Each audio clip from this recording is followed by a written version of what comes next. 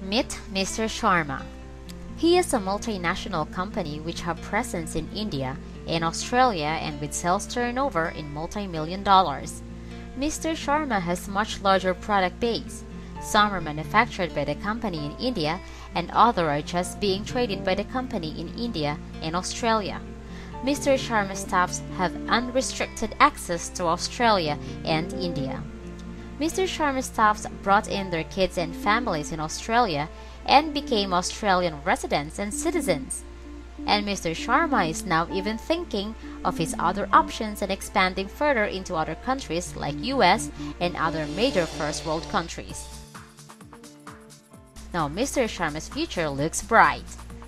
But it was not like that 3 years ago. Mr. Sharma is successfully running his trading and manufacturing business here in India. And he has a healthy 15% growth in his business, with current turnover in excess of 1 crore Indian rupees. But Mr. Sharma finds out that he is not doing any better than thousands of other small and medium-sized businesses in India. So what does future holds for Mr. Sharma? So Mr. Sharma decided to expand his market beyond its traditional market. He starts exploring his options. He thought of increasing his staff and do aggressive marketing in India. But this requires a lot of money. He also thought of hiring external marketing company, but they may not be ordering all the time because other company can sell the order to the highest bidder for more commissions.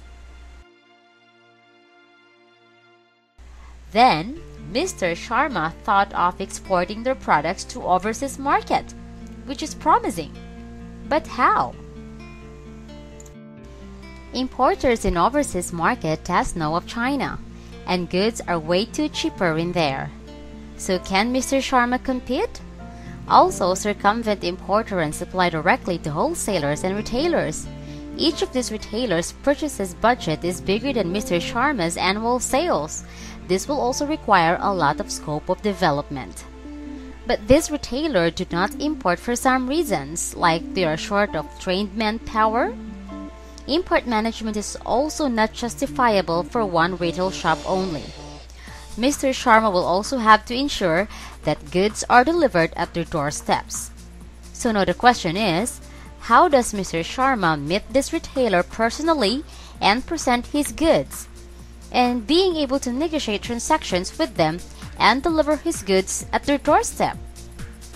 If Mr. Sharma will ask someone else or other businesses to meet these buyers, how likely will they bring Mr. Sharma's orders and not to someone else for more profit? And they might even supply the retailers themselves. Mr. Sharma said, "It has to be my team, my staff," because his staffs are trained and knows about Mr. Sharma's products. And they will work under Mr. Sharma's authority since these people are working for him for a long time. How did Mr. Sharma achieve this?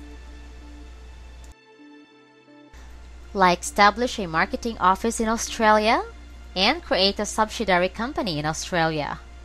Mr. Sharma was also able to take his staffs to Australia for a long period of time and allow his staff to take their families with them to Australia so that children can carry on with their studies and spouse can continue to accompany them.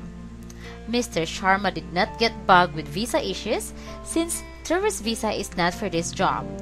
And Mr. Sharma can take more staffs to Australia as required and even do market testing for new products and with many more benefits.